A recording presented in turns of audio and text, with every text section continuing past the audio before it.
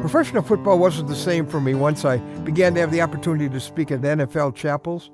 All of the NFL teams have chapel services before their games, and so a few hours before game time, I had the opportunity to meet in a hotel conference room with a number of players, sometimes from our local team, sometimes from a visiting team.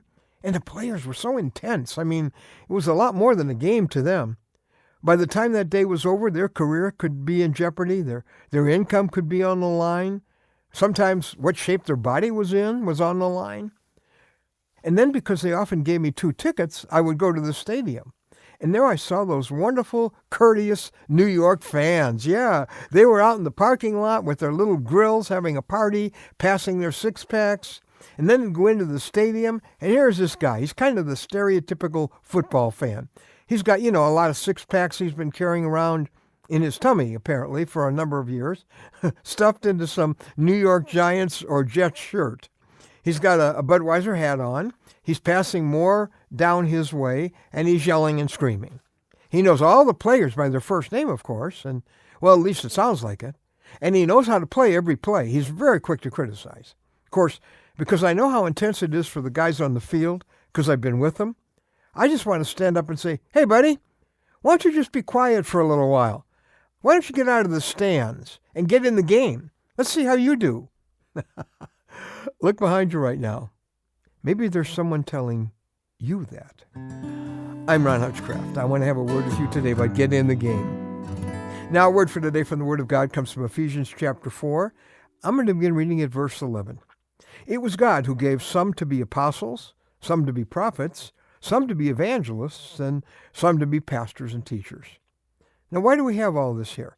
Well, we're about to find out the reason why we have all these sermons you've heard in your life and all the Sunday school lessons you've ever heard and all these guys talking at you from radio. Why all of this? Why is this all happening? Here's why. It says to prepare God's people for works of service. See, that's why you've gotten all this input you've been getting spiritually all these years. It isn't just so you can be smart about God. It's to get you ready to do something. It's for works of service. So many of us we're willing to go to the meetings. I'll put some money in the offering. Might do some low-risk jobs. But we're like that fan in the stands. We like watching, maybe criticizing. We don't mind kind of being on the fringes, and sometimes we can tell the players how to play better. Well, see, Jesus has enough fans. Yeah, he doesn't need any more fans. He needs players. And it could be very well that he's had you tune in today so you could hear these words coming from him, not from me. Jesus saying, get out of the stands and get in the game. Someone has wisely said, in the first Reformation, the people of God were given the Word of God. Now a second reservation is needed where the people of God will be given the work of God. See, God has work for you to do. Not just to go to Bible studies and attend meetings and sing the songs and support ministries, all good.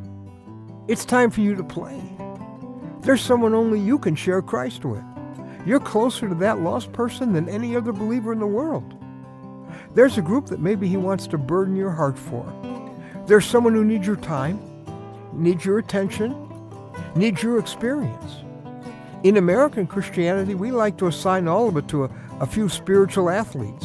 We call them pastors, missionaries, youth leaders. How about this? How about they take all the risks for us? But Jesus says we're all to be out on a limb, taking risks to serve him. Why don't you be one of the heroes on the field? There are no heroes in the stands. Dare to say, Lord, what would you have me to do? You've spent enough time watching. My friend, get out of the stands. Get in the game.